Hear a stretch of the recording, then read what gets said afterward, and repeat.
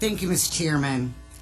I'd like to thank both sides for making their presentation. However, thank you. However, didn't start talking yet. I still can't understand why the administration wants to diminish the role of the police dispatchers. And I say that because in our meeting, I brought it to their attention that that's what they were doing, and they said they didn't want me to do that. But, you know, they're always making reference to what the fire dispatchers do as opposed to what the police dispatchers do, as if not putting them on the same level. And I hope that they will make amends for that. But I would like to ask the administration's rep, why did you put up a graph showing Nashville and St. Louis? The idea there was to look at whether pay parity exists in other cities. We were taking a look at how other cities operate under that particular function. And in St. Louis, they had separation between the duties between police dispatcher, medical dispatcher, and fire dispatcher. As well as Nashville, they had a distinction between police dispatcher was one classification, and then the second classification, dispatch for police, fire, and medical. So that was just to look at pay parity in some other jurisdictions to see what are some of the other practices. Let me ask you this. Do you know what the population is of St. Louis and Nashville? No, I do not, and I Do believe... you know what the population of Memphis is? I believe that a one-year agreement will give us an opportunity to take a look, a deeper look. This was just a high-level view to show, looking from job function to job function, what other municipalities are doing. I believe that if we had more time to review this issue, we can then make a decision if this is the right way for Memphis.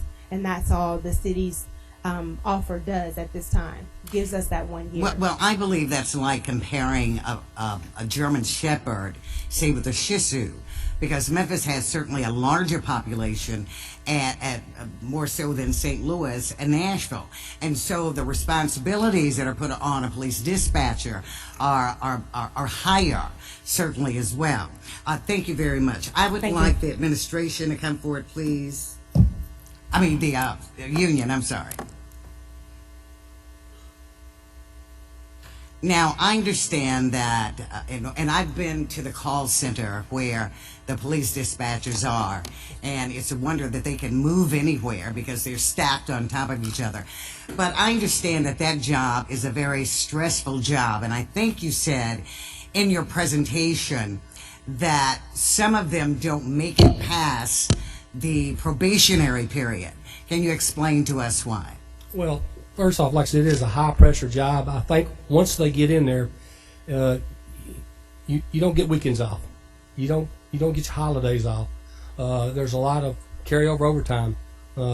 There's a lot of women that work in the bureau, care for children, and I think that sometimes I just think they misunderstand exactly what they're getting into.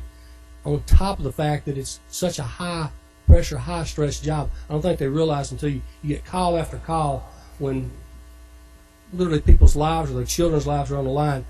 That's the only thing that I can attribute it to. Now, I understand that they work long hours, sometimes 12 hours, sometimes more. 6 sometimes. Sometimes no turnaround. I mean, you have to work even, as you said, on the weekends and sometimes maybe on their days off. Let me make one thing. There's always going to be a lot of overtime in that type of facility, no matter how many people you get the call volumes like that. So there's always going to be overtime. You have to expect it. But it has been heavy with the low numbers we've had. When was the last time that there was hiring for police dispatchers? When was the last time? I think 2 years is the last time we had a classroom. 2 years ago. Yes. Is there any particular reason why since you have such a high turnover, because of the stressors that a dispatcher has to work under. Why is there such a long time? I mean, 2 years before the city hires somebody? Yeah, they got 20 seconds. I thought I had 5 minutes. Or 4 minutes and 40 seconds. Someone can give you some time. Okay, yes. Do you have any idea? No, ma'am. You'd have to ask administration about that. I'd love to have more members. Okay, but now all of a sudden they want to hire somebody. Well, that seems to be the point, yes. Typical. Thank you, Mr. Chairman. Thank you, Councilman Crone. Councilman Fullilove, I'm sorry. Councilman Crone. I'd like to ask the union, do you agree with the administration that we're going to have 15 new people coming online at some point in the future? I understand that there's been a bulletin put out to try to recruit people, yes, sir. Okay. And if that were to happen under your proposal, would that would take us up to 132? 117 plus 15 is 100. Well, right now we start numbers at 113. That'd take us up to 128. Okay, 128. That's what our numbers show. 113. Okay. If that happened under your proposal, would the budgeted amount for 145 that the administration is currently proposing cover your increase to 128? Yeah, I believe, sir. Yes, sir. I would believe it. It would. Yes, sir. All right. But ask the city if they agree with that. That's The budget department takes out 7 positions automatically for attrition. So technically, what's the complement is 145. That's actually budgeted for 132. If we hire 15 employees, then that would get us to 128. We could hire another class of at least 15 employees within the fiscal year, but we would not be able to. We would only have 4 more positions available. All right. So what is the city's line item for these employees? What is the budget line item for 2015, 2016? We're budgeted for 145 positions. Okay. And what's that number? My understanding is we budget for a salary of about 57. No. I want to know what the number is, the actual number. I would have to get that number for you. All right. Well, that's what we're here to talk about. Yeah, give me 1 second. And then I want to ask the union what their number is.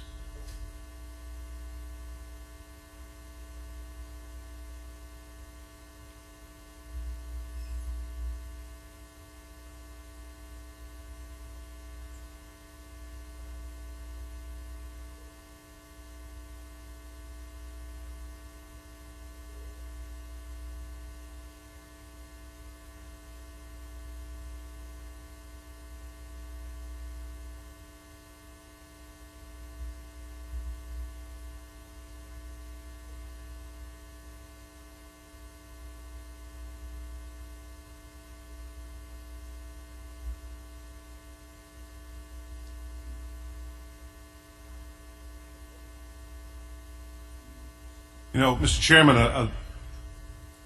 one of my mentors as a lawyer once said to me, if you can't find something in 10 seconds, it doesn't exist in a courtroom. And I mean, we're here to talk about a budget. We're here to talk about the numbers, and it's a little surprising to me that they can't come up with the number of what the number is in the budget.